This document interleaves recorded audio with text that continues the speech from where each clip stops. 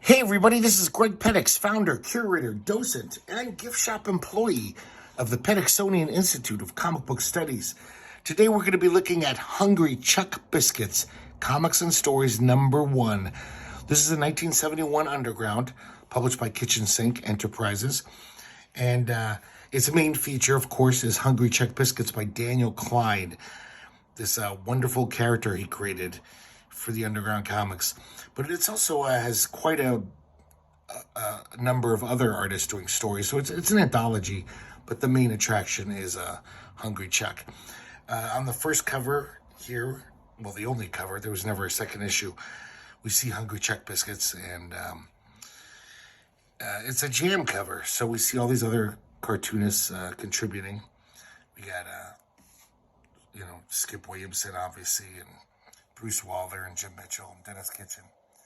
But it's mostly Daniel Clyne's artwork.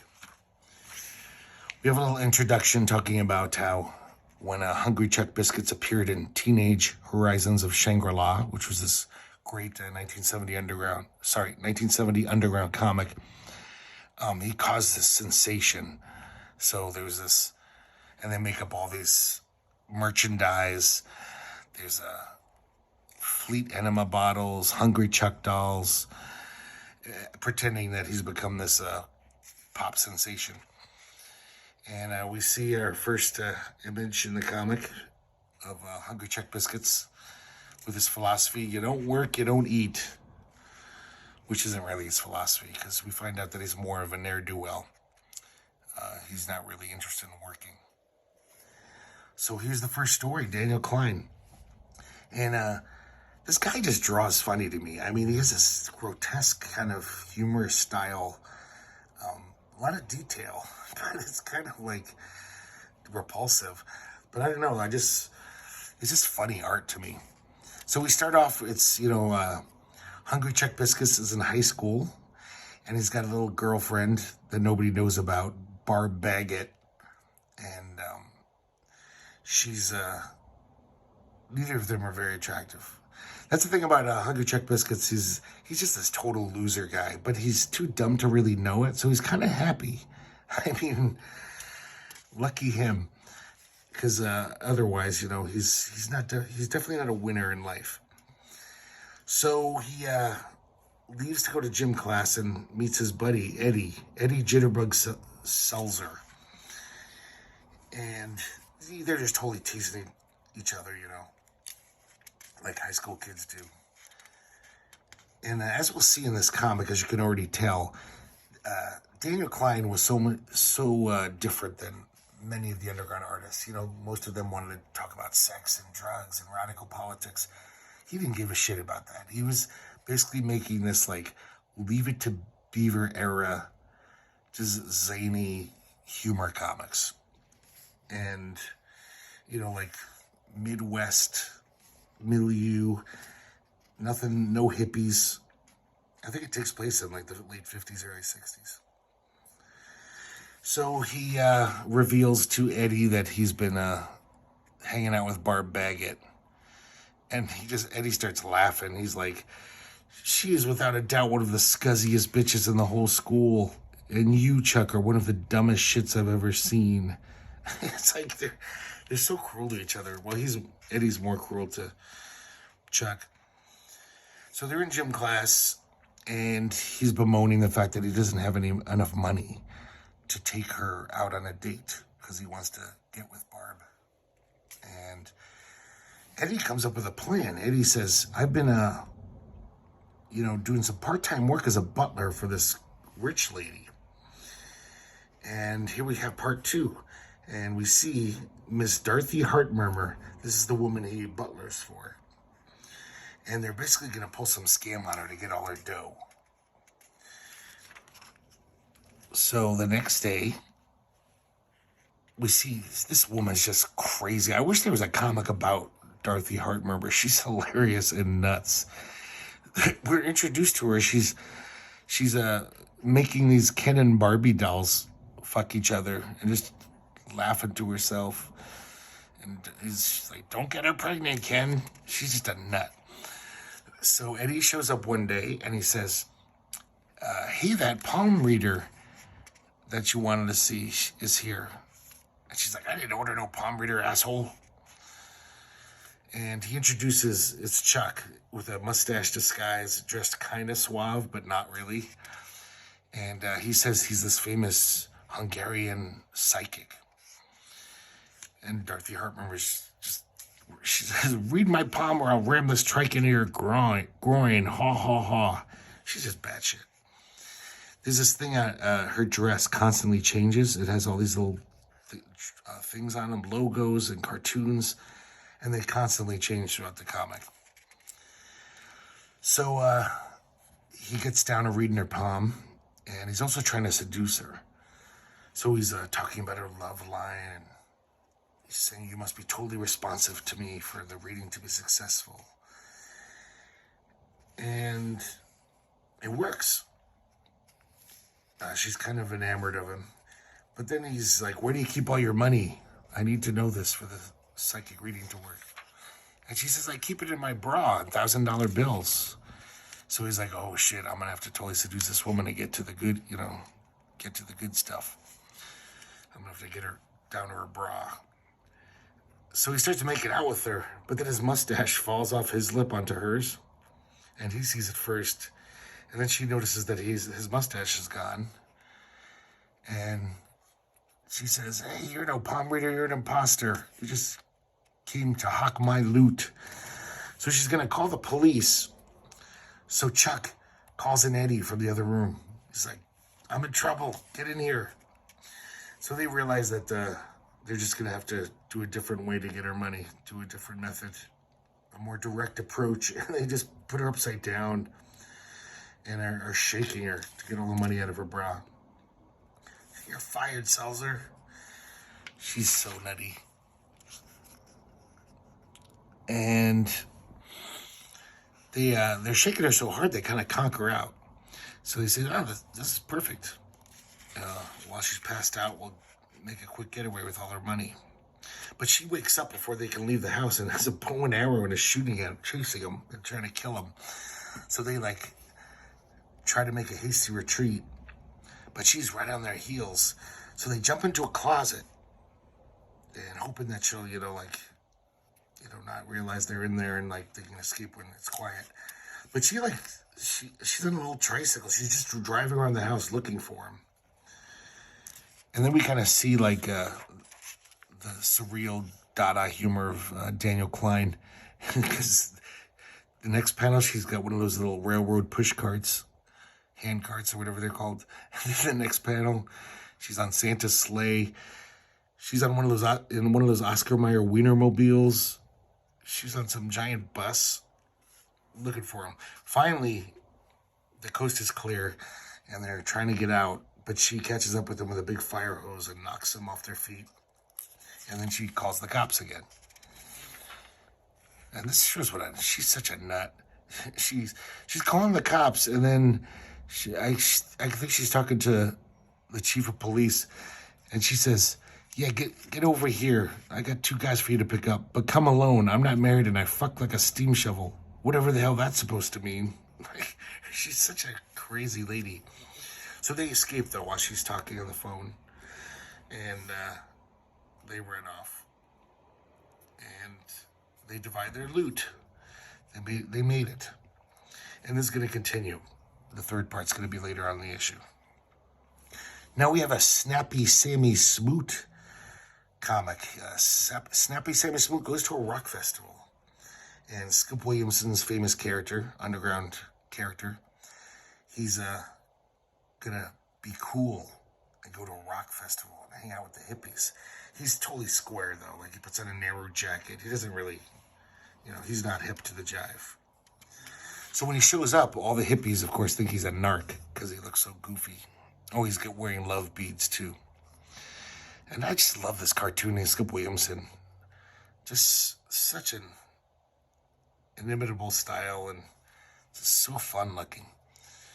So when they call him a narc, he thinks that narc is some hip term that means friend. So he starts going up to everyone saying, hi, I'm a narc. And eventually everyone starts running away. They're like, this guy's going to bust us.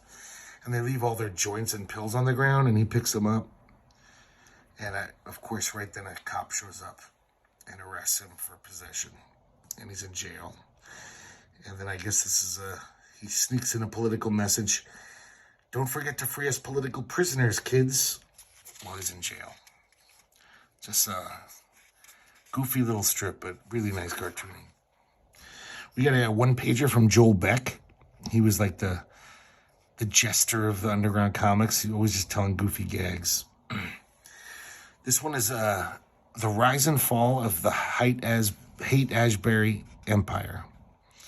And it's basically a satire on all of the guys who made a lot of money off of the hippie trend. Guys who sold love beads. They're racked with guilt. The guys who put on light shows who overcharged for these stupid laser light shows. And that kind of stuff. It's a lot sketchier than I'm used to seeing Joel Beck. Usually he was a little more tight. But yeah, whatever. It is what it is. Here's a rare treat. Dennis Kitchen writing and drawing. This is always such a pleasure whenever Dennis Kitchen whips out his pens and draws a comic. So this is called Fred the Louse. And Fred the Louse's wife is kicking him out for being a louse. All the kids are making fun of him. He goes to a bar to drown his sorrows. And a tear wells up in his eyes as he contemplates the meaning of his existence. So then all of a sudden the camera starts zooming in on his hand and the hair follicles on his hand. And it gets down to a molecular level where we're in another universe, like a micro universe. And all of a sudden the comic completely switches. Because it starts off almost like a Mutt and Jeff comic or Andy Capp. But then it somehow switches to this sci-fi thing in this weird alternate dimension.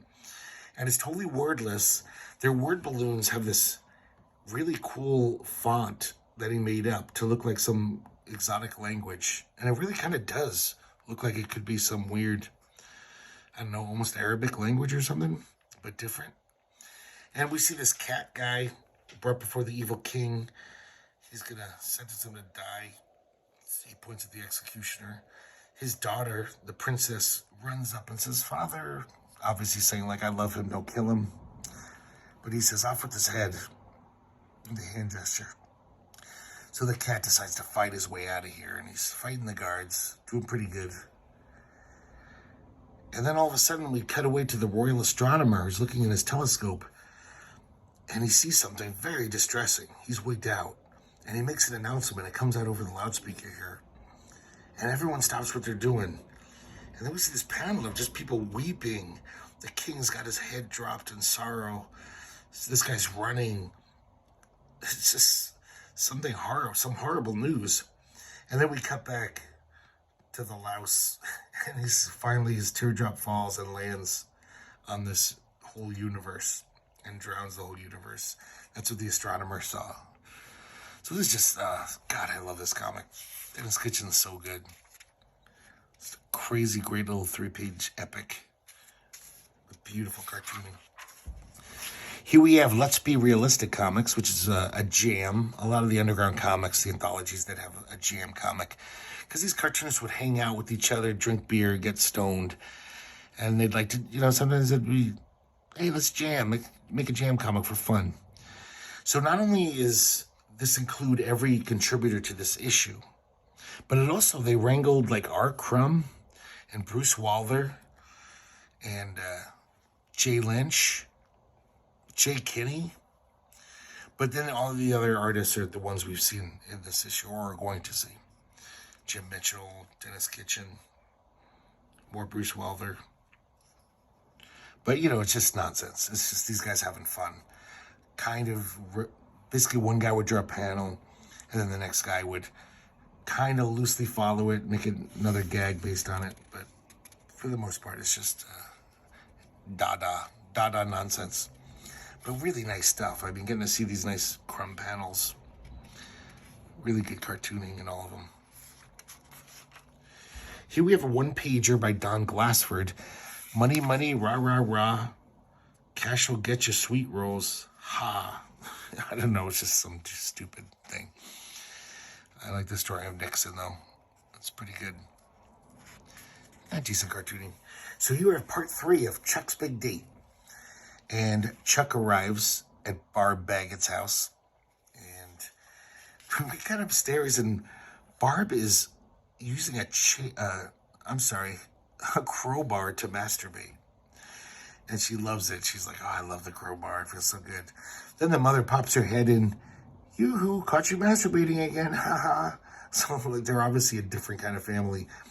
And she says, there's some young man waiting for you downstairs. And she runs downstairs, thinking it's maybe the hardware boy with more crowbars for her. And she realizes it's Hungry Chuck Biscuits. He says, remember, we have a date. And then she just runs upstairs and she says, I gotta go. The natives are getting restless. I gotta finish what I was doing. He's like, Barb, wait up. So he follows her up the stairs and she just continues to masturbate with the crowbar. And Chuck just tees some balls into glass, golf balls. Just waits for it to be done, I guess. But then finally he wins her heart over. And she's like, oh, I'm sorry. I was being a bit foolish. But no, I realize that you're worth the embarrassment of being seen around.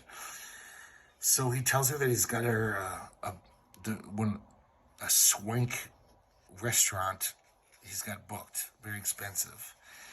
And she says, but that's a 30-mile walk. He's like, I got enough money for a taxi. Don't worry. So he gets his taxi, or calls up the taxi, or just waves one down. And as they're driving, they realize the taxi cab driver is going the wrong way. And he's like, hey, dumbcoff, this ain't the right way to the Hotel Swanky. How'd you ever get to be a cabbie? And we realize that it's that crazy rich lady. And from chapters 1 and 2, or chapter 2. And she says, I own the whole taxi company, wise guy. And the doors are locked. They can't even jump out. And Heart Murmur's just insane. She's talking to herself. Heart Murmur, you make the best of kings look like fools. And she drives off of a cliff. I love this panel. That's a great panel. Just the car flying off the cliff. And she's like saying, now I got you right where I want you. And they're just screaming in the backseat. So that's the end of Hungry Chuck Biscuits, I guess forever. I don't know if we ever saw him again after this. Here we have a one-page strip by Jim Mitchell. Jim Mitchell was an amazing cartoonist as far as like he could have drawn for Sunday comics or greeting cards. Maybe he did draw for greeting cards. He just has amazing, facile, really good cartoony style. Not that his comics were ever that great, but just pure cartooning skill. He had it going on. So this one's just called Love with a question mark. We see this rabbit walking through the forest. He's got this huge, insane dong that trails behind him like a tail. This hippie chick sees it. She says, does it work?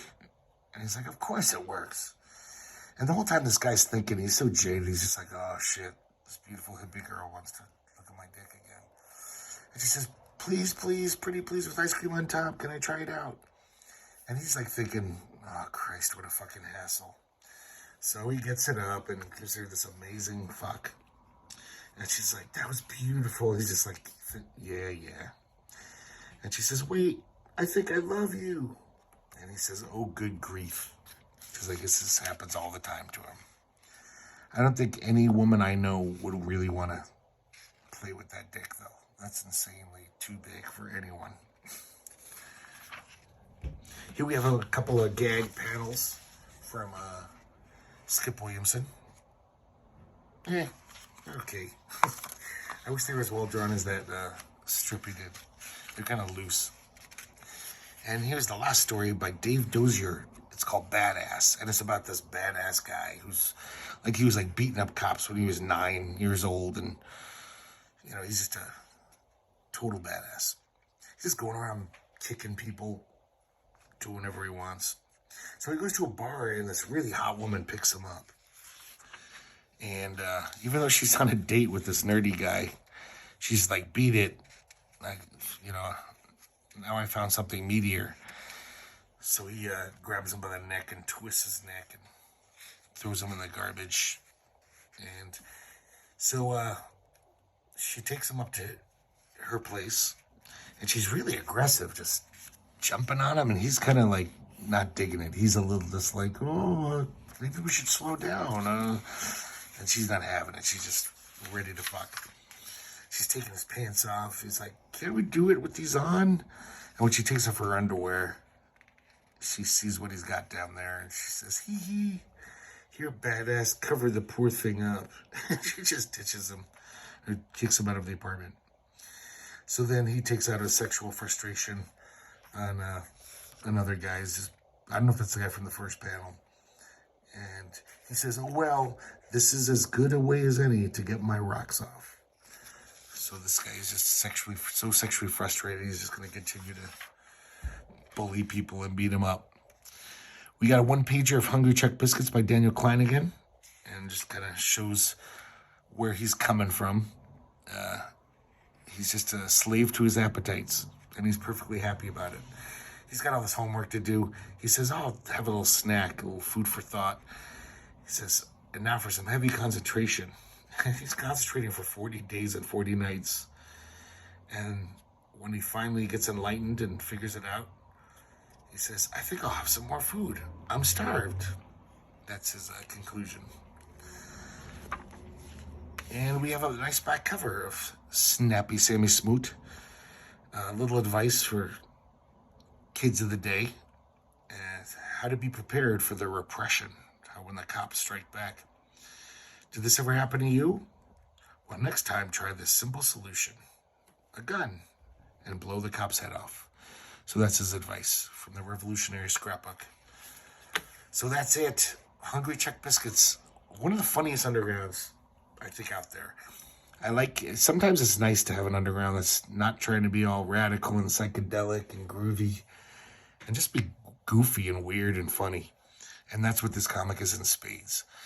So I hope you can find these. It's definitely worth having in your collection. And the Petixonian is very glad that we have this in our underground special collections. So I hope you liked it, and I'll see you next time.